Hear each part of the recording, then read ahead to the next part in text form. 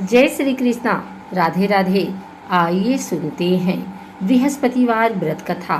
भारत में एक प्रतापी और दानी राजा राज्य करता था। वह नित्य गरीबों और ब्राह्मणों की सहायता करता था। यह बात उसकी रानी को अच्छी नहीं लगती थी। वह न ही गरीबों को दान देती, न ही भगवान का पूजन करती थी और राजा को भी दान देने से मना किया करती थी। एक दिन राजा शिकार खेलने वन को गए हुए थे तो रानी महल में अकेली थी। उस समय बृहस्पति देव साधु वेश में राजा के महल में भिक्षा के लिए गए और भिक्षा मांगी। रानी ने भिक्षा देने से इनकार किया और कहा, हे साधु महाराज, मैं तो दान पुण्य से तंग आ गई हूँ। मेरा पति सारा धन लुटाते रहते हैं। मेरी इच्छा है कि हमारा धन नष्ट हो जाए, फिर न रहेगा बांस न बाजेगी बांसुरी। साधु ने कहा, देवी तुम बड़ी विचित्र हो। धन संतान तो सभी चाहते हैं, पुत्र और लक्ष्मी तो पापी के घर भी होने चाहिए। यदि तुम्हारे पास अधिक धन है तो भूखों को भोजन दो, प्यासों के लिए प्याऊ बनवाओ, मुसाफिरों के लिए धर्मशालाएं खुलवाओ। जो निर्धन अपनी कुंवारी कन्याओं का विवाह नहीं कर सकते उनका विवाह करा दो। ऐसी और कई काम हैं जिनके करने से तुम्हारा यश लोक परलोक में फैलेगा। परंतु रानी पर उपदेश का कोई प्रभाव न पड़ा। वह बोली, महाराज आप मुझे कुछ न समझाएं। मैं ऐसा धन नहीं चाहती जो हर जगह बांटती फिरूं। साधु ने उत्तर दिया, यदि तुम्हारी ऐसी इच्छा है तो तथास्तु। तुम ऐसा करना कि बृहस्पतिवार को घर लिपकर पीली मिट्टी से अपना सिर धोकर स्नान करना, भट्ठी चढ़ाकर कपड़े धोना। ऐसा करने से आपका सारा धन नष्ट हो जाएगा। इतना कहकर वह साधु महाराज वहां से आलोप हो गए। साधु के अनुसार कई बातों को पूरा करते हुए रानी को केवल 3 बृहस्पतिवार ही बीते थे कि उसकी समस्त धन संपत्ति नष्ट हो गई। भोजन के लिए राजा का परिवार तरसने लगा। तब एक दिन राजा ने रानी से बोला कि हे रानी, तुम यहीं रहो, मैं दूसरे देश को जाता हूँ, क्योंकि यहाँ पर सभी लोग मुझे जानते हैं, इसलिए मैं कोई छोटा कार्य नहीं कर सकता। ऐसा कहकर राजा परदेश चला गया। वहाँ वह जंगल से लकड़ी काट कर लाता और शहर में बेचता। इस तरह वह अपना जीवन व्यतीत करने लगा। इधर राजा के परदेश जाते ही रानी और दासी दुखी रहने लगी। एक बार जब रानी और दासी को 7 दिन तक बिना भोजन के रहना पड़ा तो रानी ने अपनी दासी से कहा, हे दासी, पास ही के नगर में मेरी बहन रहती है, वह बड़ी धनवान है, तू उसके पास जा और कुछ ले आ ताकि थोड़ी बहुत गुजर बसर हो जाए। दासी रानी की बहन के पास गई। उस दिन गुरुवार था और रानी की बहन उस समय बृहस्पतिवार का व्रत कथा सुन रही थी। दासी ने रानी की बहन को अपनी रानी का संदेश दिया, लेकिन रानी की बड़ी बहन ने कोई उत्तर नहीं दिया।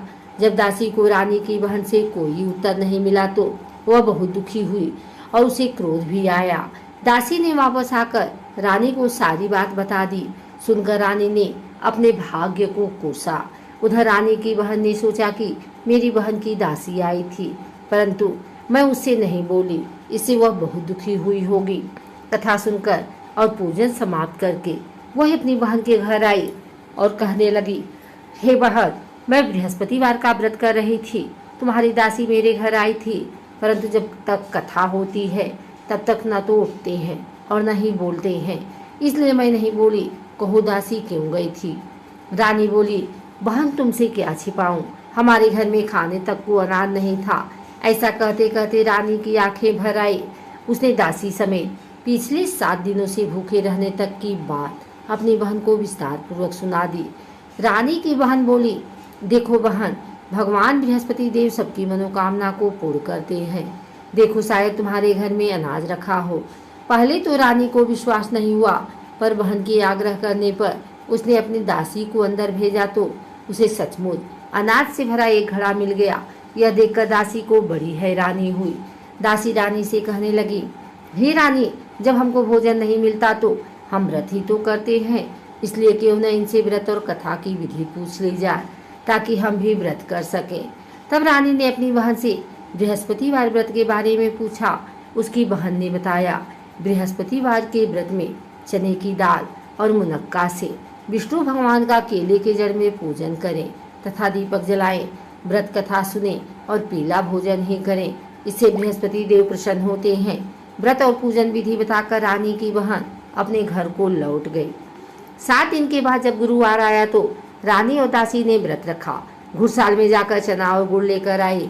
फिर उससे केले की जड़ तथा विष्णु भगवान का पूजन किया। अब पीला भोजन कहाँ से आए, इस बात को लेकर दोनों बहुत दुखी थे। चूंकि उन्होंने व्रत रखा था, इसलिए बृहस्पति देव उनसे प्रसन्न थे। इसलिए वे एक साधारण व्यक्ति का रूप धारण कर 2 थालों में सुंदर पीला भोजन दासी को दे गए। भोजन पाकर दासी प्रसन्न हुई और फिर रानी के साथ मिलकर भोजन ग्रहण किया। उसके बाद वे सभी गुरुवार को व्रत और पूजन करने लगे। बृहस्पति भगवान की कृपा से उनके पास फिर से धन संपत्ति आ गई, परंतु रानी फिर से पहले की तरह आलस्य करने लगी।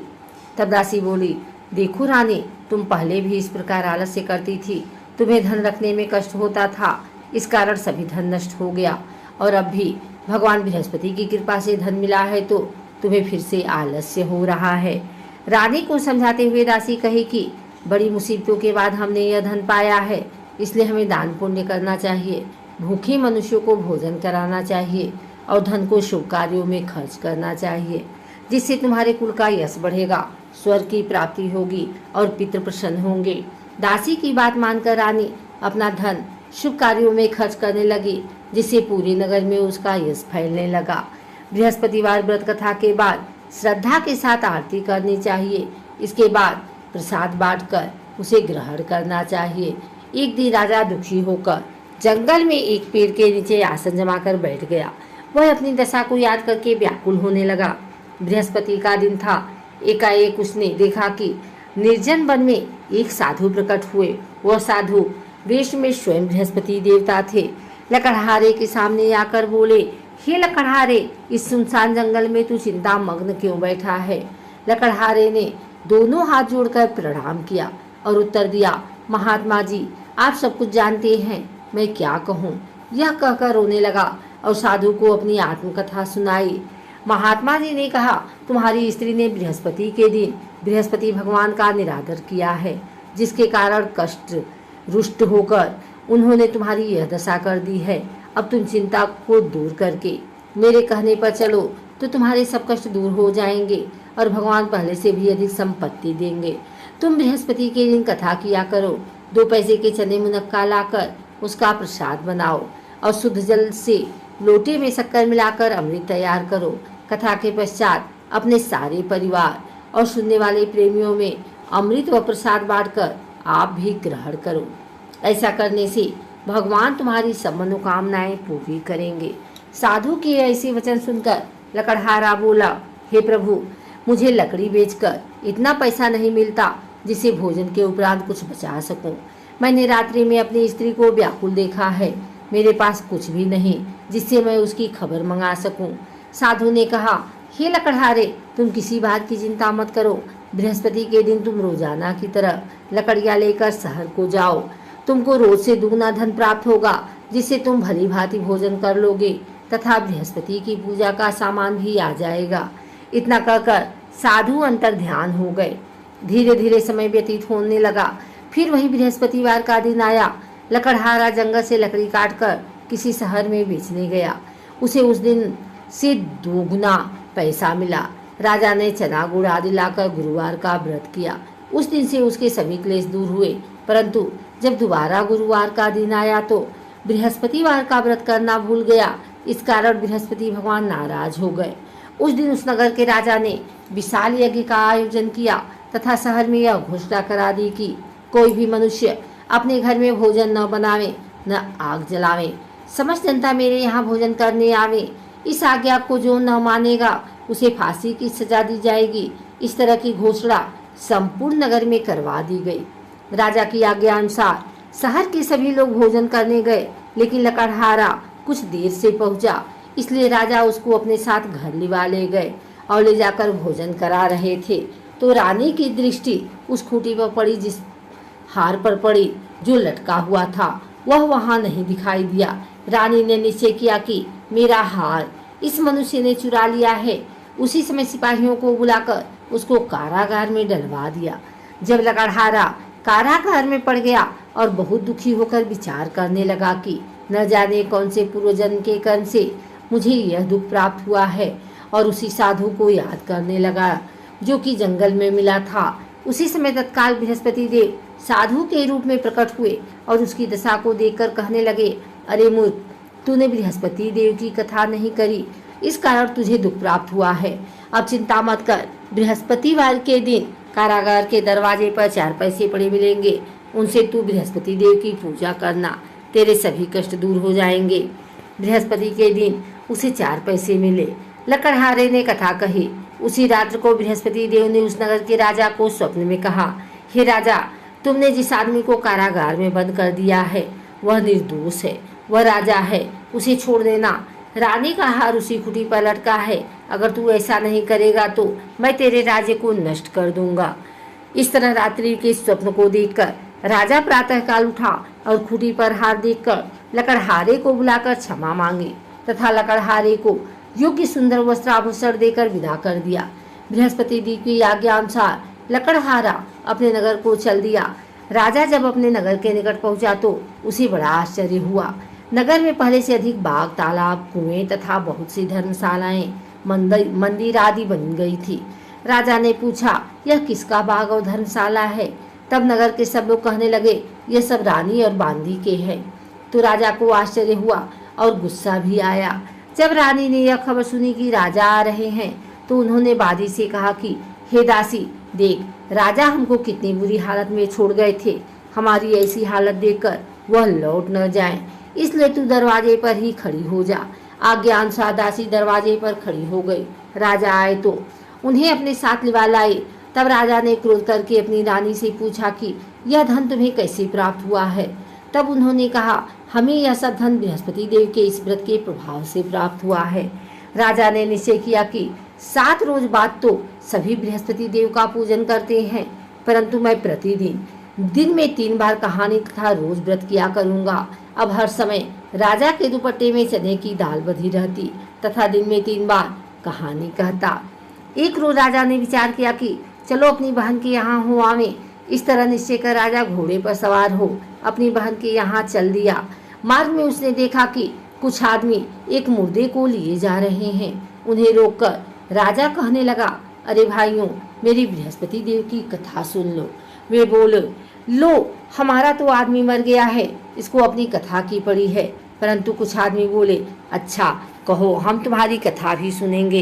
राजा ने दाल निकाली और जब कथा आधी हुई तो मुर्दा हिलने लगा और जब कथा समाप्त हो गई तो राम राम करके मनुष्य उठकर खड़ा हो गया।